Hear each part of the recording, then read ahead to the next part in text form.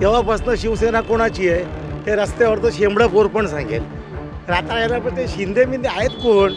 हे सगळे गद्दार आहे, ती गद्दारांची टोळी आहे. ते यांची शिवसेना नाही आहे.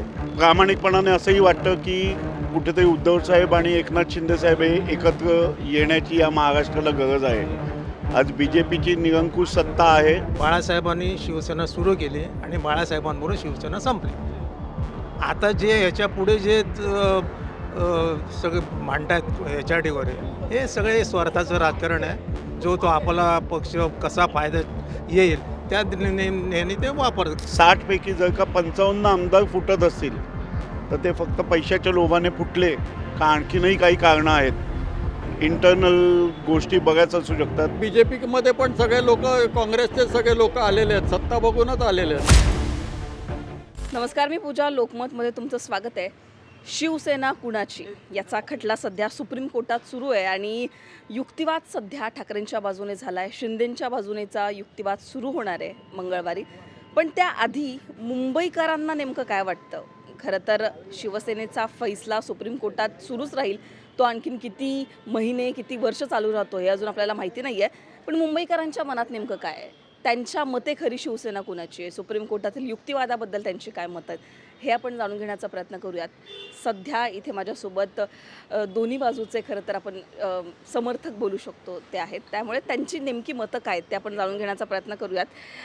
शिवसेना कुणाचीचा फैसला चालू आहे सुप्रीम कोर्टात. काय वाटतं तुम्हाला, कुणाची आहे खरी शिवसेना? मग आता प्रश्न विचारणंच खरं तर चुकीचं आहे. शिवसेना ही उद्धव बाळासाहेब ठाकरे यांचीच आणि चिन्ह पण त्यांचंच. हा प्रश्न कुठनं मध्ये आता निवडणूक आयोगाने तर यांना दिलं ना, शिंदेंना, आणि ते म्हणतात कोर्टात आमचीच खरी कोर्टामध्ये सुनावणी चालू आहे. आमच्या पक्षाच्या वतीने कपिल सिब्बलांनी उत्तम असा वाद घातलेला आहे त्याच्यावरती. आता उद्या शिंदे गटाकडनं सुनावणी काय होते ते बघण्यात येईल. मग कळेल शिवसेना कोणाची. पण जे सुप्रीम कोर्टात जो युक्तिवाद झाला त्यांचं असं म्हणणं आहे आता त्या सगळ्यांवरून की यांच्याकडे लोक सोडून गेले म्हणून ऑप्शन नाही म्हणून ते बोलत आहेत की तो विधिमंडळ पक्ष वेगळा, राजकीय पक्ष वेगळा. म्हणजे ते लोक सोडून जाण्याचं खापर ते आता सध्या निवडणूक आयोगावर फोडत आहेत असं बोललं जात आहे. नाही, मला काय असं काय वाटत नाही. पण तुम्ही जर नीट बघितलं तर शिवसेना हे नाव कोणी दिलं? प्रबोधनकार ठाकरे यांनी दिलं 1966. तेव्हापासून शिवसेना कोणाची आहे हे रस्त्यावरचं शेंबडं पोर पण सांगेल. रात्रा पण ते शिंदे मिंदे आहेत कोण? हे सगळे गद्दार आहे, ती गद्दारांची टोळी आहे. ते यांची शिवसेना नाही आहे. हे निवडणूक आयोग वगैरे आहेत ना, सरकारकडे विकले गेलेले आहेत. त्यामुळे शिवसेना ही शिंदेंची होऊ शकत नाही. ही ठाकरेंचीच आहे आणि शेवटपर्यंत ती ठाकरेंचीच राहणार. पण आता जो कोर्टात युक्तिवाद सुरू आहे त्यावरून तुम्हाला काय वाटतं? लागेल ठाकरेंच्या बाजूने निकाल? 100% ठाकरेंच्या बाजूने निकाल लागेल. ज्या पद्धतीने आमचे वकील कपिल सिब्बलची लढाई लढत आहेत त्याला चॅलेंज नाही आहे. ठाकरे शिंदेंचे वकील वगैरे काय माहीत नाही कितपत पॉवरफुल आहेत. पण ज्या पद्धतीने कपिल सिब्बलनी तो युक्तिवाद चालू ठेवला आहे त्याच्यावरून सगळं चित्र क्लिअर झालं आहे. ठाकरेंचीच शिवसेना. तुम्ही म्हणता तुम्हाला पटलं यांनी ज्या सगळ्या गोष्टी सांगितल्या शिवसेनेबद्दल? बेसिक काय आहे, शिवसेना जी तुम्ही विचारता ना, शिवसेना कोणाची? बाळासाहेबांनी शिवसेना सुरू केली आणि बाळासाहेबांबरोबर शिवसेना संपली. आता जे याच्या पुढे जे सगळे मांडतायत याच्या वगैरे हे सगळे स्वार्थाचं राजकारण आहे. जो तो आपला पक्ष कसा फायदा येईल त्या नेहमी ते वापरतात. कोण चिन्हासाठी भांडताय, कोण ह्याच्यासाठी इकडचे खासदार तिकडे, तिकडचे खासदार इकडे. हे सगळं चाललेलं आहे. हे आता 2 इलेक्शन होऊन गेली. काय चिन्हाला महत्त्व आहे काय माहीत नाही. कोर्ट काय सांगेल ते बरोबर आहे. पण शिवसेना ही बाळासाहेबांनी निर्माण केली, बाळासाहेबांबरोबर संपली. बाकीचं चाललं आहे ते स्वार्थाचं राजकारण. ठाकरेंचं पण त्यांचे मुलाचं पण जे काय तेच आहे. मुलाचं असतं तर बाळासाहेबांनी जे घालून दिलेले धडे ते त्यांनी पुढे चालू ठेवले असते. त्याच्यातले एक तरी धडा त्यांनी गिरवला आहे का? तर नाही. त्याच्यामुळे हे स्वार्थाचं राजकारण असंच चालू राहणार. कुठच्याही पक्षात गेला तरी, शिवसेनेचं जसं नाही, कुठच्याही पक्षात गेलं तरी तेच आहे. जोपर्यंत तुम्ही सत्तेत आहात तोपर्यंत सगळे लोक तुमच्या बाजूने. एकदा पाय उतार झाले का तुमचं संपलं. कोर्टाच्या युक्तिवादावर तुम्हाला काही वाटतं की तुमचं काय एक सगळं बघितल्यावर कुणाच्या बाजूने लागू शकतो? कोर्टाचं तुम्ही म्हणता कोर्टाचा निर्णय हा लोकांच्या फक्त समाधानासाठी जे पक्षासाठी भांडतायत कोण ते त्यांच्या समाधानासाठी आहे. बाकी त्याच्यात निवडणुकीवर काय फरक पडणार नाही. कार्यकर्ते जेवढे राहतात प्रत्येक पक्षाकडे आहेत त्यांनाही का फरक पडणार नाही. त्याच्यामुळे कोर्टाचा निकाल हा फक्त तुम्ही कोर्टात गेला आणि कोर्ट निकाल देणार एवढंच त्याचं महत्त्व. बाकी त्याला काय नाही, आता सगळे पक्ष काँग्रेसचे पण फुटले. काँग्रेसने वेगवेगळ्या काँग्रेस निघाल्या ते पक्ष अजून चालू आहेत. आता शिवसेनेची पण त्याच्यात फूट पडली. 2 पक्ष दोघंही वेगवेगळे चालू आहेत. शेवटी ज्याचे इलेक्शनमध्ये निकाल काही लागला तर काय चिन्ह यांना मिळालं किंवा त्यांनी मान्य केलं लिगली मला काय माहीत नाही. पण जो पक्ष ज्याचे जास्त निवडून येतात ती खरी शिवसेना असं आपण म्हणू शकतो. त्यामुळे मला बाकी खरं आणि खोटं ह्याच्यात काही नसतं. दोन्ही पक्ष चालू राहणार आणि ज्याचे आमदार आणि ज्याच्याकडे सत्ता आहे ज्याच्याकडे जास्त निवडून येतात तो खरा पक्ष. एक त्यांनी असं म्हटलं की सत्ता पाहून पण तर आमदार येतात ना. म्हणजे शिंदे मुख्यमंत्री झाले आणि त्याच्यानंतर त्यांना मुख्यमंत्री झाल्यानंतर अजून सत्तेला बघून आमदार वगैरे आले.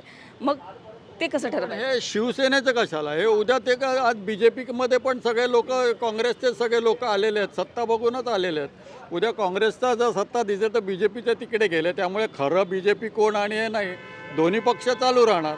चिन्ह आणि पक्ष सपोज जर ठाकरेंना मिळालं तर तुम्हाला वाटतं त्याचा काही फायदा होऊ शकतो पुढे जाऊन, की तेव्हा सुद्धा आमदार खासदारांचं जाणं किंवा जे उरले सुरले त्यांचं पण जाणं सुरू राहील किंवा काहीतरी बदल घडेल? नाही, आता मशाल चिन्ह जे ठाकरेंना दिलेलं आहे ते सगळीकडे पोचलेलं आहे. त्यांनी परत धनुष्यबाण घेऊन त्यांना मिळालं तरी त्याच्यात मला काही वाटत फायदा होत नाही. कारण परत ते शिवसेने सगळ्या लोकांना कन्व्हिन्स करायचं की आता ह्या धनुष्यबाणला मतं द्या. इतक्या दिवस सांगत होते की मशालला द्या धनुष्यबाण. आता परत धनुष्यबाण त्यांना घेण्यात पण अर्थ नाही. त्यामुळे चिन्ह गेलं तरी काय फरक पडणार नाही असं वाटतं. कारण पक्ष स्थापन करायला मेहनत लागते. ती बाळासाहेबांनी केवढी मेहनत केली तेव्हा. आता हे म्हणते बाळासाहेब आमच्या असं होऊ शकत नाही ना. तर उठला सुटला कोणी म्हणेल तेव्हा तुम्ही होतात कुठे पक्ष स्थापन. तेव्हा तुम्ही नामोनिशाण नव्हतं कोणाचं तेव्हा. पक्ष हा फक्त उद्धव ठाकरेंचा. पण आता ते म्हणतायत की काही निवडणूक आयोगावर खापर फोडतायत सगळं. एवढे आमदार सोडून गेले तर जे कार्यकर्ते पदाधिकारी आहेत ते पण सोडून गेले असं त्यांचं म्हणणं आहे. आणि त्यामुळे शिंदेचं मुख्य नेता आहेत किंवा त्यांचं नेतृत्व चांगलं नव्हतं ठाकरेंचं म्हणून शिंदेकडे लोक आले असं त्यांचं एकूण कारण आहे. नाही गेले की नेले स्वतःहून थोडी गेलेत ते. तुम्ही नेलेत ना. शेवटी काही झालं तरी जनता उद्धव ठाकरेंच्या पाठीशी आहे. तुम्ही अजून किती नेते नेला तरी पक्ष तर बंद होत नाही ना. नव्याने तो उभं राहणारच आहे. तुम्ही नेले ते चोरून सर्वांना. प्रामाणिकपणाने बोलायचं झालं तर आम्ही 10 वर्षाच्या असल्यापासून ओरिजिनल शिवसेनेकरता काम करतो आहे. ओरिजिनल शिवसेना म्हणजे बाळासाहेबांची. पुढे त्याच्यात बरीच स्थित्यंतर घडली. राजसाहेब बाहेर पडले. बरेच मोठे नेते बाहेर पडले. कुठेतरी उद्धवसाहेब आल्यानंतर असं जाणवलं की हिंदुत्व बाजूला ठेवून कदाचित दुसऱ्या बाजूने चाललेत की काय. ॲज अ शिवसैनिक म्हणून थोडंसं आम्हाला तो धक्कादायक होतं. मुसलमानांची बाजू घेणं अयोग्य आहे असं मी बोलणार नाही. पण मुसलमानांचं लांगुल चालून करणं ही चुकीची गोष्ट आहे असं कुठेतरी जाणवलं. एकनाथ शिंदे साहेब आणि त्यांचे जे काही आमदार आहेत ते शिवसेनेतून बाहेर पडले आणि त्यांनी बाळासाहेबांचे विचार पुढे नेले हे देखील कुठेतरी पटतं. पण प्रामाणिकपणाने असंही वाटतं की कुठेतरी उद्धवसाहेब आणि एकनाथ शिंदेसाहेब हे एकत्र येण्याची या महाराष्ट्राला गरज आहे. आज BJPची निरंकुश सत्ता आहे त्याच्याबद्दल काही डाऊट नाही. पण कुठेतरी एक महाराष्ट्र सांभाळणारा पक्ष म्हणून या दोघांना आपापसातले मतभेद विसरून एकत्र येण्याची गरज देखील आहे. आता सुप्रीम कोर्टाचा जो काही निर्णय लागेल तो सगळ्यांना मान्य असेलच. सगळे विचार करतील.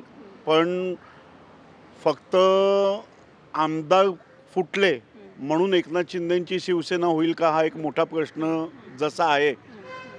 तसेच 60 पैकी जर का 55 आमदार फुटत असतील तर ते फक्त पैशाच्या लोभाने फुटले का आणखीनही काही कारणं आहेत. इंटरनल गोष्टी बऱ्याच असू शकतात. आम्ही बऱ्याच ऐकल्या त्यांचे अपमान वगैरे होत होते. पण हा देखील विचार बाळासाहेबांच्या जे आहेत उद्धव साहेब त्यांनी हा देखील विचार करायला, प्रत्येक वेळेला पक्ष फुटला आहे, ज्यांना जायचं आहे त्यांना जाऊन दे असं देखील म्हणणं योग्य नाही. कुठेतरी आपलीच लोकं आहेत, शिवसेना मोठी होण्यात त्यांचासुद्धा कागेभाग हातभाग लागलेला आहे असा देखील विचार करणं गरजेचं आहे.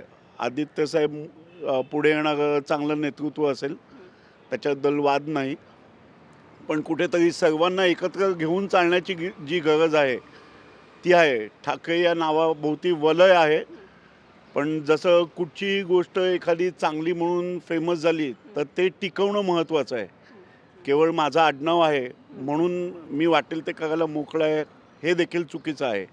पण सत्तेला बघून खेचले जातात नेते आमदार वगैरे, हे तुम्हाला नाही वाटत का? कारण तोच युक्तिवाद कोर्टात सुद्धा झाला आणि तेच सिब्बलांनी म्हटलं. मुख्यमंत्री लगेच कळण्यात आलं शिंदेंना आणि त्यानंतर आणखीन त्यांच्या बाजूने नेते खासदार आमदार आणखीन त्यांची संख्या वाढत गेली. त्याच्यामुळे सत्ता बघून जे खेचले जातात नेते त्यांची संख्या जास्त असते आणि त्याच्यामुळे जो निर्णय निवडणूक आयोगाने दिला तो चुकीचा आहे, तो कुठल्या आधारे दिला वगैरे वगैरे अशी त्यांची सगळी प्रश्न आहेत. तुम्हाला काय वाटतं त्याबद्दल? माननीय सर्वोच्च न्यायालय किंवा माननीय निवडणूक आयोग यांनी जे डिसिजन घेतले ते आपल्या पातळीपेक्षा बऱ्याच मोठ्या लेवलचे आहेत. त्यांच्या निकालांबद्दल भाष्य करणं हे चुकीचं होईल थोडं. पण सत्ता असली तरच विकास करायला जमतो हे पण आहे. आज माझ्याकडे फंडच नाही आहे तर मी निवडूनही आलो तरी मी जनतेकरता काही करू शकतो का, हा देखील प्रश्न आहे. आणि शेवटी एका विचारधारेची लोकं एकत्र येतात. आता जिथपर्यंत पैशाचं बोलेल म्हणजे 50 खोके वगैरे जे काही बोलणं चाललं आहे, तर आत्तापर्यंतचा कुठच्याच राजकीय नेता असा नाही ज्याच्यावर भ्रष्टाचाराचे आरोप नाही झालेले. दोन्ही पक्षांमधल्या नेत्यांवर आरोप झालेले आहेत, त्यामुळे ते कदाचित बाजूला ठेवू.